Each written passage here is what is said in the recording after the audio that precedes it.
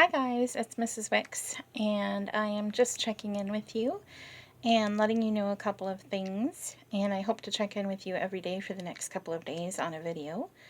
We are out of school for at least a few days. We did have some friends at school come down with the COVID sickness, and so just to try to make sure that we don't spread it further and further, we're taking a break from school, and you get some extra time with mom and dad.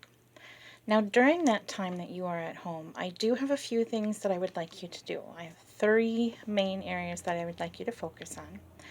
The first area is God's Word. We always want to keep learning more and more about God and spending our time in prayer. So one of the things that I would like you to do over the next few days is to watch a video from Pastor Gail. He put together a chapel, and your mom and dad can help you find it on video on the internet and watch it with them. And you can also spend lots of time praying for your family, praying for your friends, praying for those who are sick and those who are getting better. The second thing that I would like you to do while we are gone is to spend a little bit of time with numbers, and you can spend it in a fun way. You can work on the calendar with mom and dad. You can count how many times you can hop on one foot, count how many times you can pedal your bike up and down the driveway, all kinds of things. Find some fun ways to keep numbers going for you. And then the third thing that I would like you to do is to continue some time reading. And this can be you practicing your reading. It can be you looking at pictures in books and trying to tell mom and dad a story just based on the pictures. Or it can be mom and dad reading books to you. Reading books is always very important to me. I thought I would show you today where I get some of my books from when I can't leave my house. I have an area of my house here that I call the library. And I have about 8 shelves just full of books because I love to read. And I hope you guys are learning to love to read too. To help us out with that, today I thought I would read one of my favorite books, one of my favorite children's books. And so I got the story called Bear Snores On. It's by Karma Wilson and Jane Chapman. And Bear is a character in a lot of books by Karma Wilson, and he is a very fun guy with awesome stories. One of the reasons that I like this story is because it's a story that you guys can help with. So every now and then you're going to hear my voice slow down, and you can help me with the words Bear Snores On.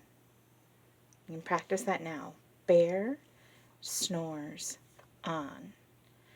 But of course, if we're talking about a snore, then it's really fun to make the sound effects too. So whenever we say Bear snores on, you can give it your best, loudest snore.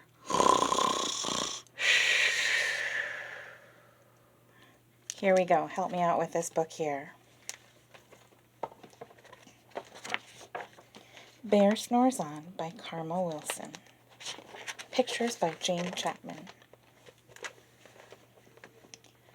In a cave in the woods, in his deep dark lair, through the long cold winter, sleeps a great brown bear. Cuddled in a heap with his eyes shut tight, he sleeps through the day, he sleeps through the night. The cold winds howl, and the night sounds growl, but the bear snores on.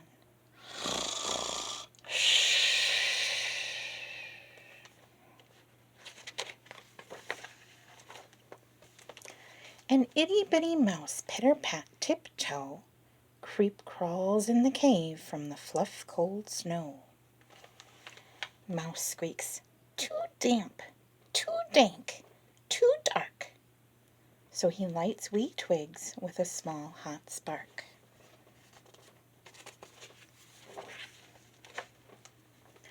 The coals pip-pop and the wind doesn't stop, but the bear snores on.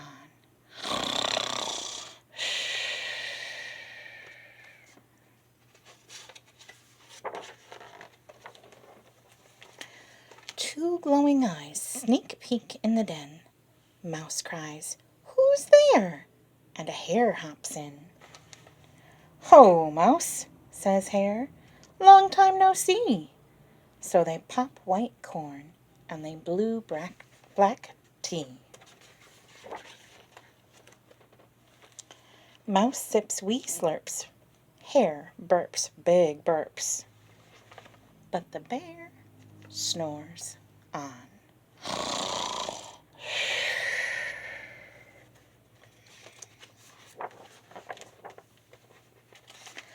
A badger scuttles by, snuffs at the air. "I smell yummy yums. Perhaps we can share?" "I've brought honey nuts," Badger says with a grin. "Let's divvy them up, cozy down and dig in."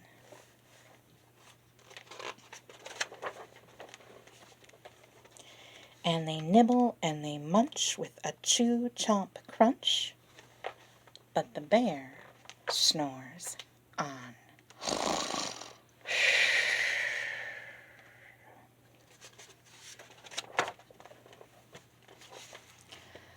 A gopher and a mole tunnel up through the floor. Then a wren and a raven flutter in through the door. Mole mutters, "What a night!" "What a storm!" twitters wren. And everybody clutters in the great bear's den. They tweet and they titter, they chat and they chitter, but the bear snores on.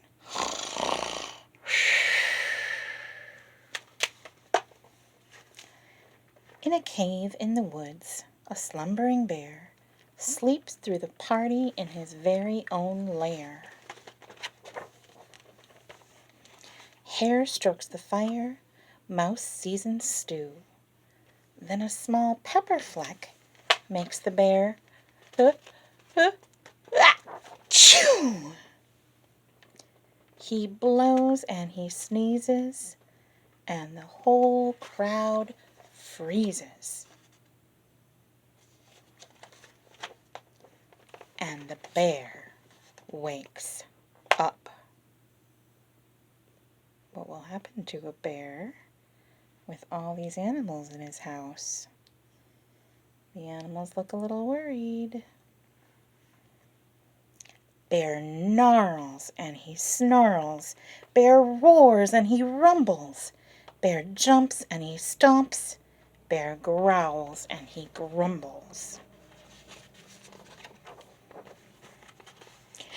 "You've snuck in my lair and you've had all the fun, but me, I was sleeping and I have had none." And he whimpers and he moans and he wails and he groans, and the bear blubbers on. He's sad to be not part of the party. Mouse squeaks, "Don't fret, don't fuss. Look, see? We can pop more corn. We can brew more tea." Bear gulps, bear gobbles, he sighs with delight. Then he spins tall tales through the blustery night.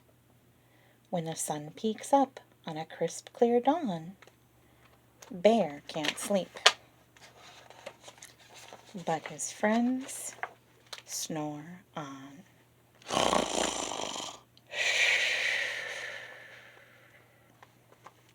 The end. Bear Snores On. Karma Wilson, a great author. If you guys want to check her out, we do have some more bear books at school that I think you would enjoy. All right, that's going to be it for me for today. I will check in with you tomorrow with another book, and I hope in the meantime you guys get a little time in God's Word, a little time working with numbers, a little time reading, and a lot of time to enjoy your family. Take care and stay healthy. Bye.